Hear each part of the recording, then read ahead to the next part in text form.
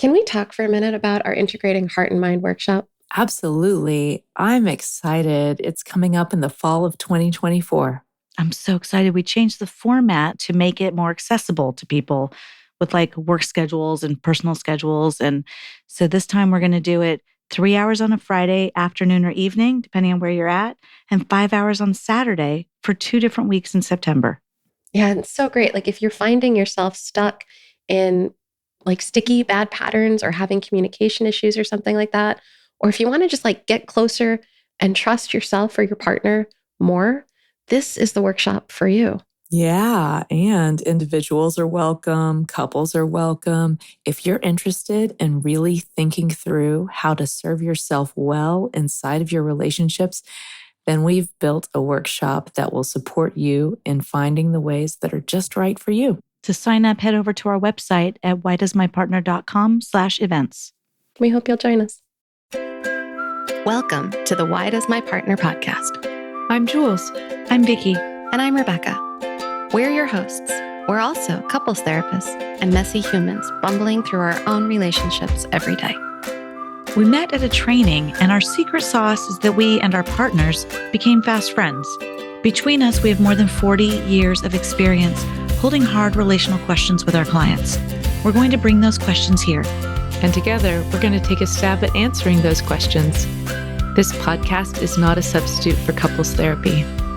If something you hear in this podcast stirs something deep within you about your relationship, reach out to a couples therapist in your area. We also love to hear your questions, so don't forget to go over to whydoesmypartner.com to leave a question of your own. Here's today's question. Why does my partner have a secret world? Like, he goes to this place where he hides his thoughts and his feelings and his desires, and he doesn't let me in.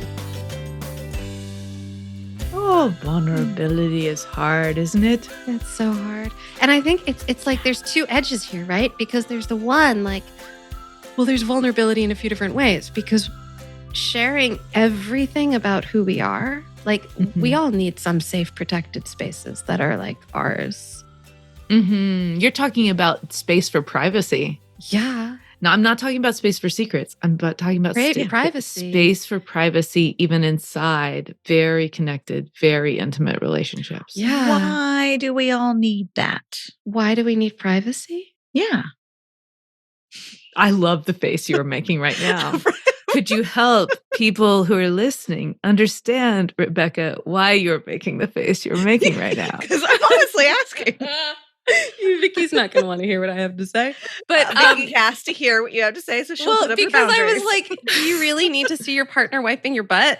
But I was going to be a little more crude in how I said it. But seriously, it's like, so I think it's okay to have some privacy in our lives. I didn't say it's not okay. I know. You said why. It. Why do we need it? Because I think it preserves part of a sense of self, right? Like it's to have an intimate inner area that like you're the one that's trying to figure it out and sort it through and digest like my dreamscape.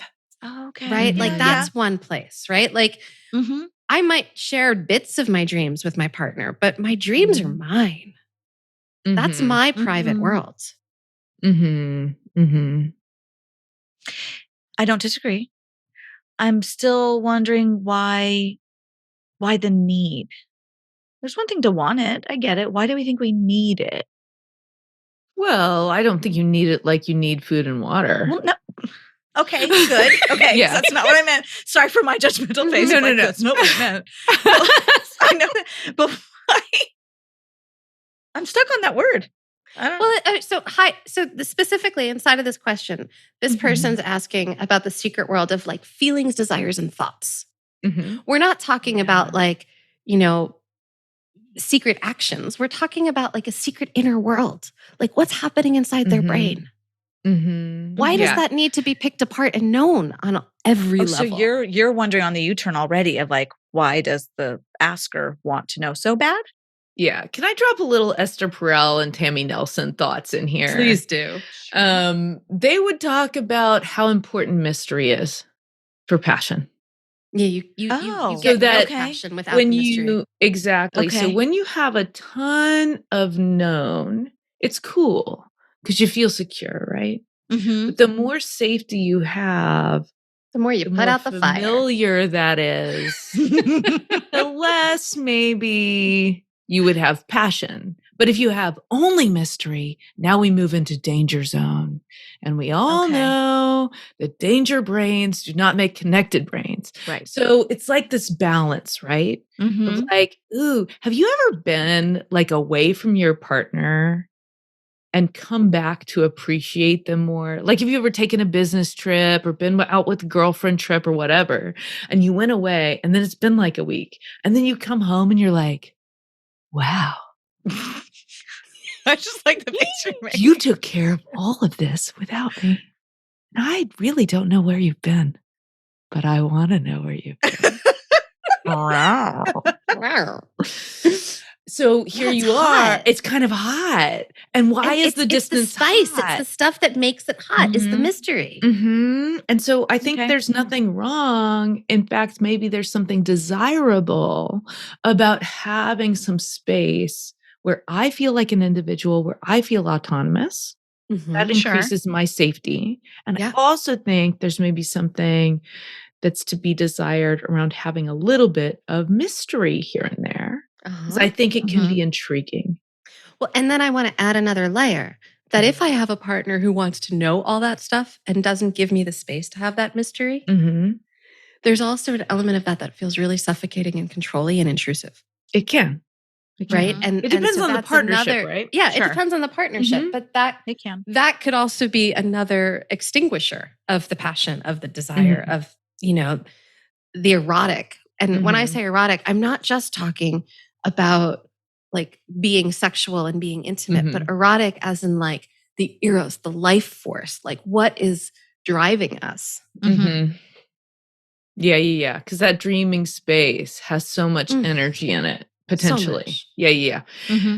And on the other side of this equation, because I don't want to be too heavy-handed of tell your partner nothing, keep the mystery alive. Like, I'm not. I was going to push back and not allow that. Well, I 'Cause also have two think layers too in my mind. I also think it's really important that we're sharing enough of ourselves that we To be move known. through the worry about all the shame worry, right? There's so Mhm. much shame repair that Mhm. can be done when you predict, oh man, she's going to reject me if she knows this. But then you tell her and she doesn't. Doesn't. And it turns out this doesn't make you a bad person like you thought it did. So there's a ton of shame repair in being known. And I also think there's a ton of intimacy that can be had as we do reveal more and move through that vulnerability and move more. So sometimes when we say, well, why doesn't my partner do that? It may be they feel like there's encroachment Mm-hmm. and they're reacting to that by walling off more. It may be that they feel autonomous and they like feeling autonomous. It may be that there's some shame going on and that's preventing them from connecting. It may be that there's some fear happening. I was thinking fear. Yeah. Yeah. That Or they don't know how. That's not fear. Sorry. right. No, say more about that because that's really important. Well, I didn't want to jump in. And No, interrupt put you, it. which I just You ended up have to doing. jump in over me, or you're never going to get That's a true. word in edgewise, love. You have told me that. Come on. Like I said partner, whichever male, female, whatever, may not know how to open up, how to have those conversations, or how much to share, how to initiate. Like that's what I mean. But They like, might not have had good examples of thank like, you. how That's do what you I'm share talking your around. inner world? Yeah. How do you even do it? Yeah. So that was on my mind too. And that's when I said I had two things to add, Jules. Part of it was to start throwing out some answers, which is what you just did. Because I'm finding myself with, and I know the whole point of our podcast literally is that question. So I get it. Why does or why doesn't my partner? The first question I have every time we get one of the questions is, have you asked them? Like, we're going to throw out all of our theories, but I'm always wondering, are our listeners having these conversations with their partner as well? Because like Yeah. Jules, you just gave I don't remember how many. 5 different possible. Yeah, a few different possibilities. Yeah. I don't think we came know. up with Any 5 of those. altogether. Yeah. Mhm. Any of those could be, or none of those could be. Or it could be something else that we're not even Right. thinking of. And so Right. there's an encouragement. Here's what I hear from you, Mhm. Vicky, is that there's an encouragement for people to say more about what they're hoping to hear and to ask. But the Mhm. thing is and I'm going to do a little bit of neuroscience geeking out for you for a second. If you ask someone, That's why you're here. just There's a lot of reasons she's here. I That's know. just one of them. it is true. It is true. No, but it is a big reason I'm here. It's a big reason why I say all this stuff is because I'm a big geek about it. So if you ask why at the beginning of a question, you will help someone answer from the left way of seeing the world, the left brain way of seeing the world. So the left brain way of seeing the world is very analytical, which is why triggers information from that. Don't think of it as side of the brain because your whole brain is active in everything. I'm going to say that again, just in case everybody needs to hear it. Your whole brain is involved in all this stuff. Don't think of it as like, oh, my left brain only does this and my right brain only does that. No. It's not like that. But there is like a left mode, a left lean okay. of a way of perceiving the world that has a lot more to Analytically. do with analysis, thought about linear cause and effect. It has a lot more to do with like, well, that was then, this is where I'm going. So what tools do I need to reach the goal? Mhm. Which is lovely and also not the most relational side of your brain. Mm-hmm. So the more relational side of your brain, the right mode, would be turned on by a question that started with like what or how. So you can even hear it. mm-hmm. So let's just take, why don't you share more of your feelings with me? I'm going to try it even softer. Why don't you share more of your feelings with me? Yeah. So as I hear you Oh. say Yeah. that, I'm feeling it in my chest where it's kind of like, I'm like, even when you say it's soft, I'm going, oh, I have to like respond to that with a reason.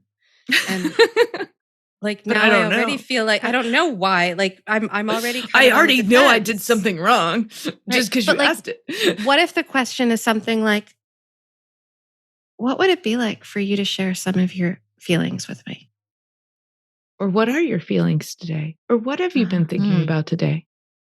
Now, That's if your interesting. partner says, so let's say you had a soft landing, you had a soft beginning on this. You're moving in gentle. We're walking through a meadow. Oh, what's been on your mind today, hon? And you get, why are you always asking me questions? Right. Back, which is Yeah. totally possible. I want a Mhm. name. That is totally possible. Then it's going to be helpful for us to maybe even listen to the episode together and wonder about, well, why is it hard for you? Not in a you're doing something wrong way, but in like a I wonder if we could understand stuff way. Because there's nothing wrong with the left way of seeing stuff.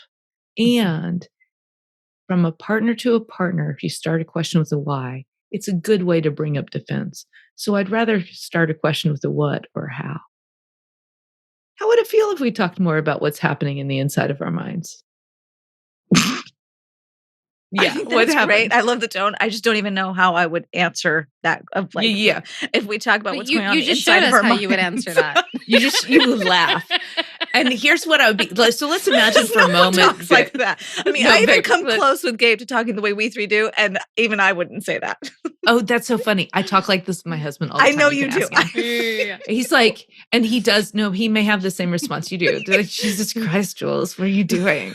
That's Like, why we are you love asking Adam, me such a 'cause weird he's question? normal. He's normal. He's totally. Jules, you I are am too. married That's to not a what I completely mean. normal human who talks like a normal human talks. Totally. So he would laugh too. 95% of the time. Yeah, totally. He would laugh too. And then I would say, well, like I'm constantly kind of watching my own mind and know what I'm feeling and thinking kind of all the time. So I have a lot to share, but I don't know how it is for you in there. Would you share what it's like for you? I totally love that though, right? Because it's like even if it's like weird and quirky and like I'm not calling you weird and quirky. Oh, but I am weird. Yeah, Let's yeah, like for the record. But I'm just like checking in because should like our listeners be listening to this? Yeah, like, yeah, you may be, but I'm not calling them that. Okay. Right? Yeah. So even if it is, there's something that's so gentle and delicate about like, okay, so I'm watching myself and I know myself pretty well, or I'm working to learn myself. And I want to know you too. Yeah. Right. So that's really what this is. This is now an invitation to like, I want to know you. But remember that when we're making invitations, they can't be demands. It's actually an invitation. So it's totally cool. It's okay for you to tell me you don't want to tell me that. Right. Or it's cool to say, I don't really know. Yeah. Yeah. And then you can explore that. I chuckle, and Rebecca, respectfully to both of you, but notice I didn't chuckle with how you phrased it, because it's the getting to know me, how it's similar how you phrase it, lands with me very different than Jules and the like, I witness my brain and et cetera, et cetera. And here's, I think, why. Because like, I'm sure we have a lot of listeners by now, maybe we don't, but who know what we mean when Jules says that.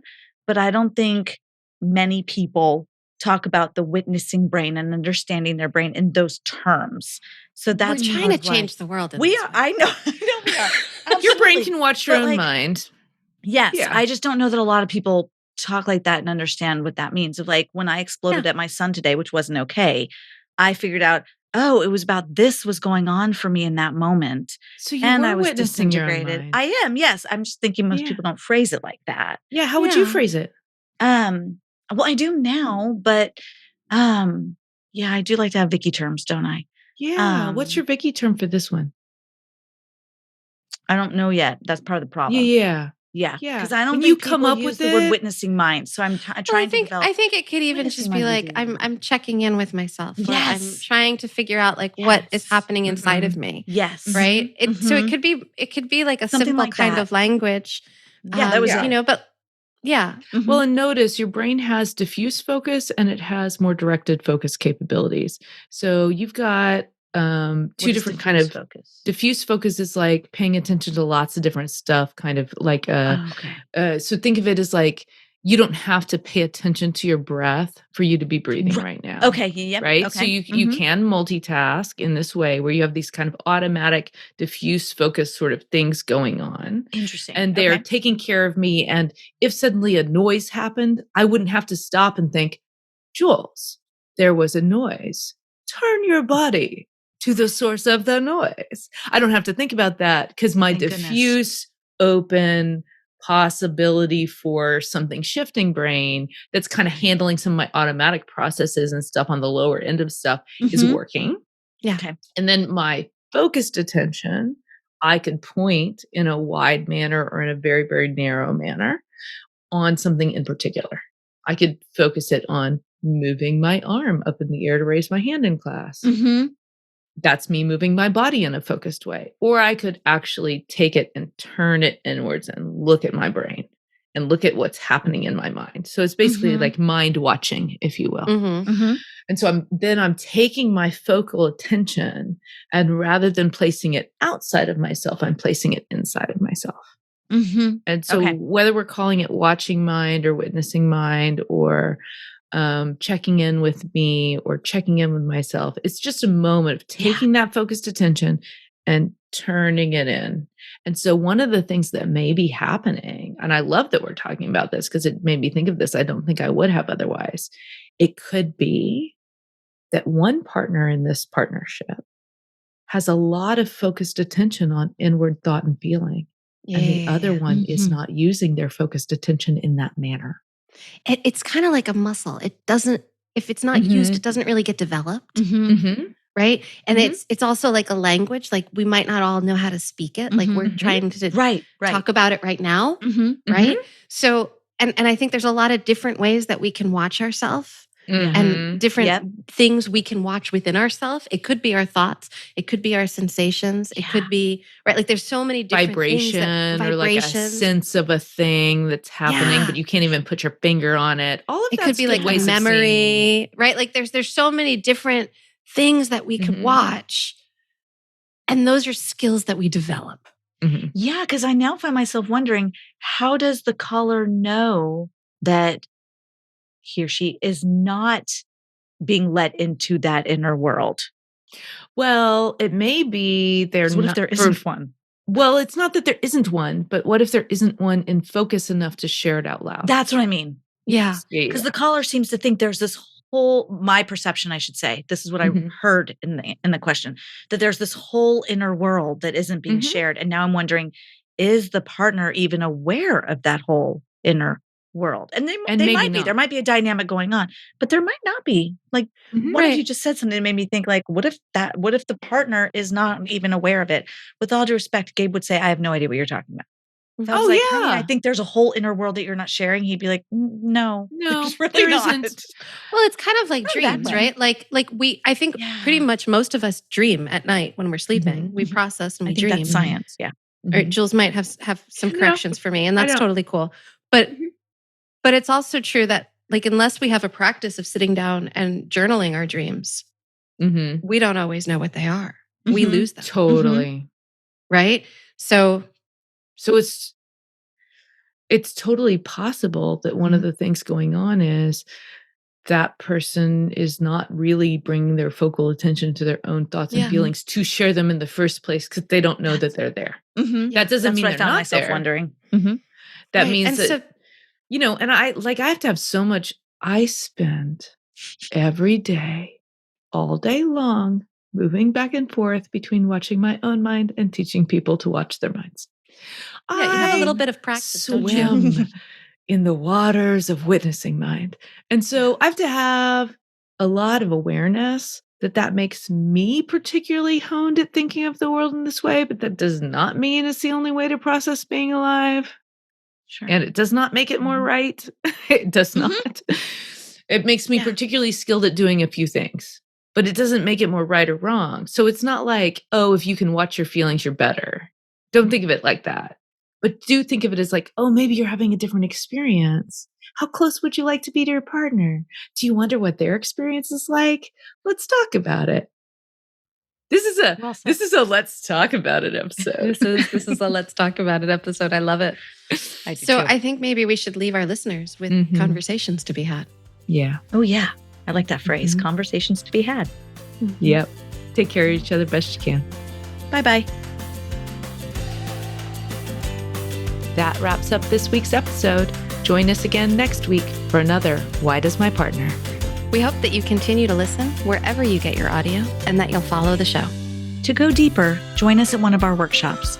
You'll find our next date at whydoesmypartner.com. Did you know you can ask us your questions? Your questions are relational gold. Go to whydoesmypartner.com to either write in or record your question for a future episode. And here are some gratitudes. Thanks to Al Huberman, our sound editor and podcast production magic maker. Thanks to every one of you who has joined us for our workshops in the past. We've learned so much from all of you. And thanks to everyone who's reviewed the show on Apple Podcasts. Your reviews help others to find the show. Take care of each other best you can. See you next time.